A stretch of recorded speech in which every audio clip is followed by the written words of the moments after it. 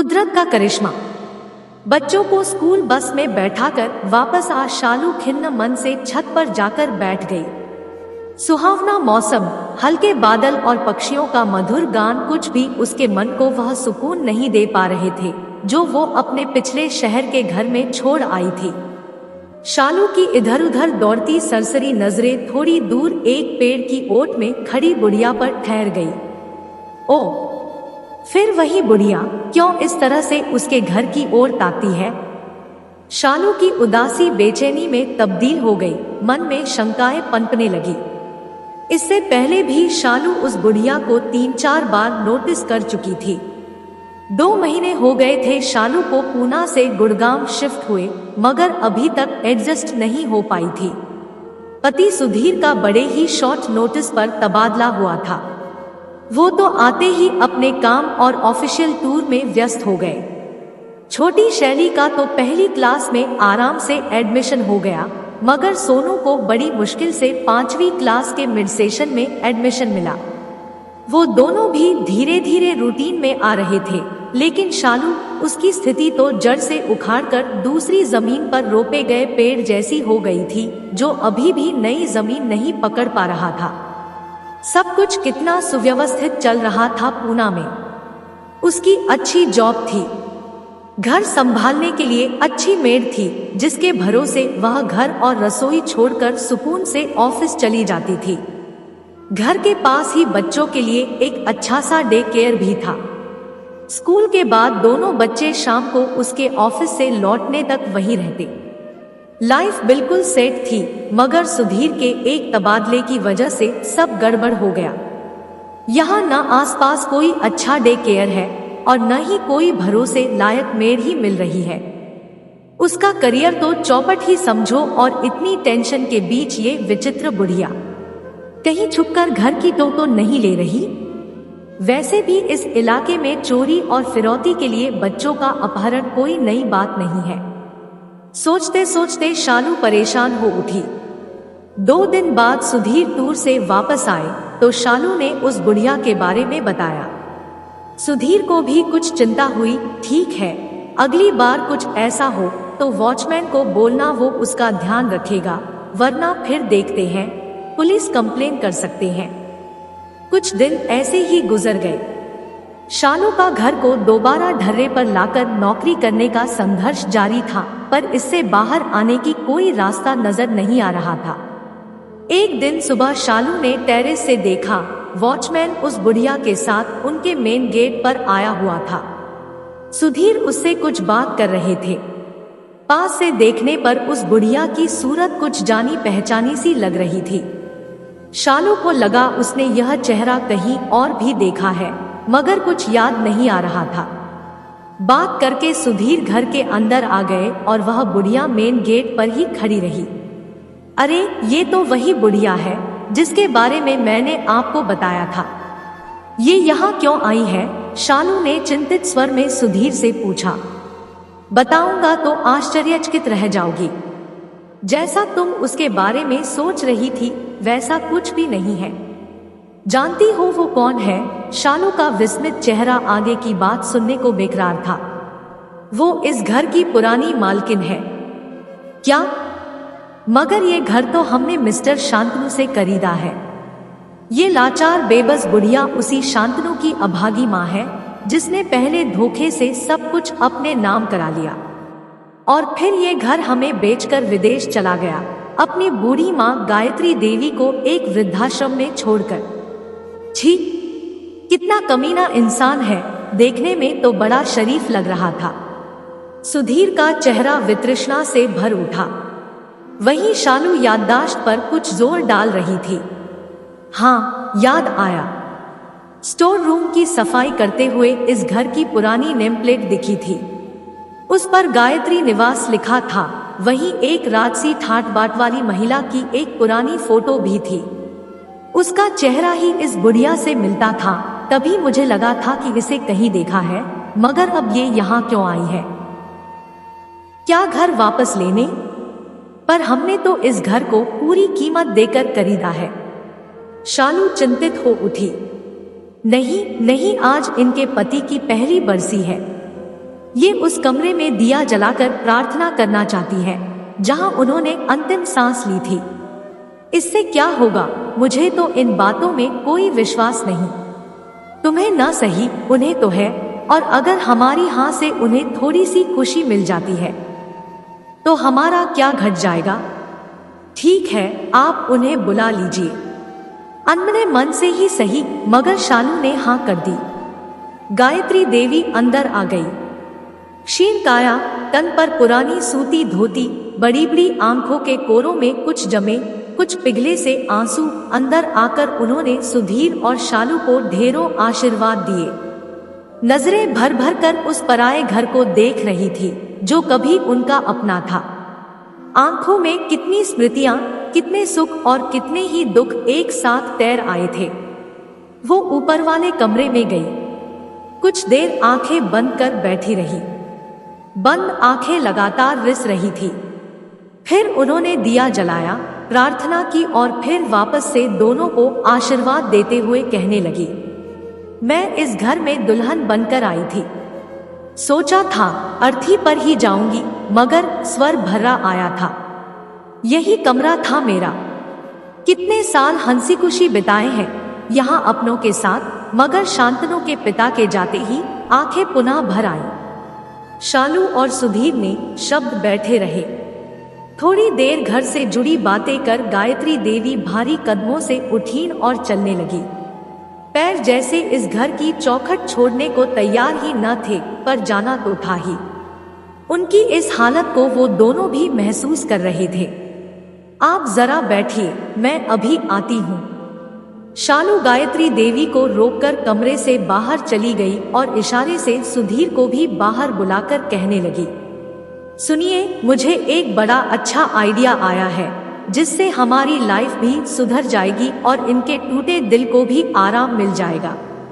क्यों न हम इन्हें यहीं रख लें? अकेली हैं, बेसहारा है और इस घर में इनकी जान बसी है। यहाँ से कहीं जाएंगी भी नहीं और हम यहाँ वृद्धाश्रम से अच्छा ही खाने पीने को देंगे उन्हें। तुम्हारा मतलब है नौकर की तरह? नहीं नहीं, नौकर की तरह नहीं। हम इन्हें कोई तनख्वाह नहीं देंगे। काम के लिए तो मेड भी है। बस ये घर पर रहेंगी तो घर के आदमी की तरह मेड पर, आने जाने वालों पर नजर रख सकेंगी, बच्चों को देख संभाल सकेंगी। ये घर पर रहेंगी तो मैं भी आराम से नौकरी पर जा सकूंगी। मुझे भी पीछे से घर की, बच्चों के खाने पीने की टेंशन नहीं रहेगी। आइडिया तो अच्छा है, पर क्या ये मान जाएंगी? क्यों नहीं हम इन्हें उस घर में रहने का मौका दे रहे हैं जिसमें उनके प्राण बसे हैं, जिसे ये छुप छुप कर देखा करती है। और अगर कहीं मालकिन बन घर पर अपना हक जमाने लगी तो क्या निकाल बाहर करेंगे? घर तो हमारे नाम ही है। ये बुढ़िया क्या कर सकती है? ठीक है, तुम बात करके देखो। सुधीर ने सहमति जताई। शालू ने संभल कर बोलना शुरू किया, देखिए, अगर आप चाहें तो यहाँ रह सकती हैं। बुढ़िया की आंखें इस अप्रत्याशित प्रस्ताव से चमक उठी। क्या वाकई वो इस घर में रह सकती हैं? लेकिन फिर बुझ गई। आज के जमाने में जहां सगे बेटे ने ही उन्हें घर से यह कहते हुए बेदखल कर दिया कि अकेले बड़े घर में रहने से अच्छा उनके लिए वृद्धाश्रम में रहना होगा, वहां ये पराये लोग उसे बिना किसी स्वार्थ के क्यों रखेंगे? नहीं नहीं, आपको नाहक ही परेशानी होगी। परेशानी कैसी? इतना बड़ा घर है और आपके रहने से हमें भी आराम हो जाएगा। हालांकि दुनियादारी के कटु अनुभवों से गुजर चुकी गायत्री देवी शालू की आंखों में छिपी मंशा समझ गई, मगर उस घर में रहने के मोह में वो मना न कर सकी। गायत्री देवी उनके साथ रहने आ गई और आते ही उनके सधे हुए अनुभवी हाथों ने घर की जिम्मेदारी बखूबी संभाल ली। सभी उन्हें अम्मा कहकर ही बुलाते। हर काम उनकी निगरानी में सुचारू रूप से चलने लगा। घर की जिम्मेदारी से बेफिक्र होकर शालू ने भी नौकरी ज्वाइन कर ली। साल भर कैसे बीत गया पता ही नहीं चला। अम्मा सुबह दोनों बच्चों को उठाती, तैयार करती, मानवहार कर खिलाती और स्कूल बस तक छोड़ती। फिर किसी कुशल प्रबंधक की तरह अपनी देखरेख में बाई से सारा काम कराती। रसोई का वो स्वयं खास ध्यान रखने लगी, खासकर बच्चों के स्कूल से आने के वक्त वो नित नए स्वादिष्ट और पौष्टिक व्यंजन तैयार कर देती। शालू भी हैरान थी कि जो बच्चे चिप्स और पिज्जा के अलावा कुछ भी मन से न खाते थे, वे उनके बनाए व्यंजन खुशी खुशी खाने लगे थे। बच्चे अम्मा से बेहद घुल मिल गए थे। उनकी कहानियों के लालच में कभी देर तक टीवी से चिपके रहने वाले बच्चे उनकी हर बात मानने लगे। समय से खाना पीना और होमवर्क निपटाकर बिस्तर में पहुंच जाते। अम्मा अपनी कहानियों से बच्चों में एक और जहां अच्छे संस्कार डाल रही थी, वहीं हर वक्त टीवी देखने की बुरी आदत से भी दूर ले जा रही थी। शालू और सुधीर बच्चों में आए सुखद परिवर्तन को देखकर अभिभूत थे, क्योंकि उन दोनों के पास तो कभी बच्चों के पास बैठ बातें करने का भी समय नहीं होता था। पहली बार शालू ने महसूस किया कि घर में किसी बड़े बुजुर्ग की उपस्थिति, नानी दादी का प्यार बच्चों पर कितना सकारात्मक प्रभाव डालता है। उसके बच्चे तो शुरू से ही इस सुख से वंचित रहे, क्योंकि उनके जन्म से पहले ही उनकी नानी और दादी दोनों गुजर चुकी थी। आज शालू का जन्मदिन था। सुधीर और शालू ने ऑफिस से थोड़ा जल्दी निकलकर बाहर डिनर करने का प्लान बनाया था। सोचा था बच्चों को अम्मा संभाल लेंगी, मगर घर में घुसते ही दोनों हैरान रह गए। बच्चों ने घर को गुब्बारों और झालरों से सजाया हुआ था। वहीं अम्मा ने शालू की मनपसंद डिशेज और केक बनाए हुए थे। इस सरप्राइज बर्थडे पार्टी, बच्चों के उत्साह और अम्मा की मेहनत से शालू अभिभूत हो उठी और उसकी आंखें भर आईं। इस तरह के वीआईपी ट्रीटमेंट की उसे आदत नहीं थी और इससे पहले बच्चों ने कभी उसके लिए ऐसा कुछ खास किया भी नहीं था। बच्चे दौड़कर शालू के पास आ गए और जन्मदिन की बधाई देते हुए पूछा, आपको हमारा सरप्राइज कैसा लगा? बहुत अच्छा, इतना अच्छा कि क्या बताऊं, कहते हुए उसने बच्चों को बाहों में भरकर चूम लिया। हमें पता था आपको अच्छा लगेगा। अम्मा ने बताया कि बच्चों द्वारा किया गया छोटा सा प्रयास भी मम्मी पापा को बहुत बड़ी खुशी देता है, इसीलिए हमने आपको खुशी देने के लिए ये सब किया।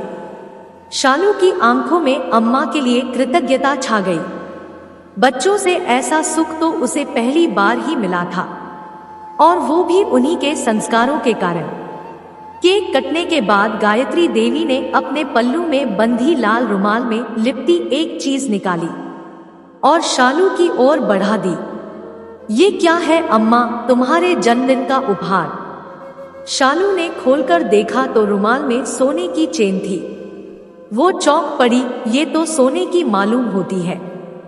हाँ बेटी, सोने की ही है। बहुत मन था कि तुम्हारे जन्मदिन पर तुम्हें कोई तोहफा दूं। कुछ और तो नहीं है मेरे पास, बस यही एक चेन है जिसे संभाल कर रखा था। मैं अब इसका क्या करूंगी? तुम पहनना, तुम पर बहुत अच्छी लगेगी। शालू की अंतरात्मा उसे कचोटने लगी, जिसे उसने लाचार बुढ़िया समझकर स्वार्थ से तत्पर हो अपने यहाँ आश्रय दिया। उनका इतना बड़ा दिल कि अपने पास बचे इकलौते स्वर्णधन को भी वह उसे सहज ही दे रही है। नहीं नहीं अम्मा, मैं इसे नहीं ले सकती। ले लो बेटी, एक माँ का आशीर्वाद समझकर रख लो।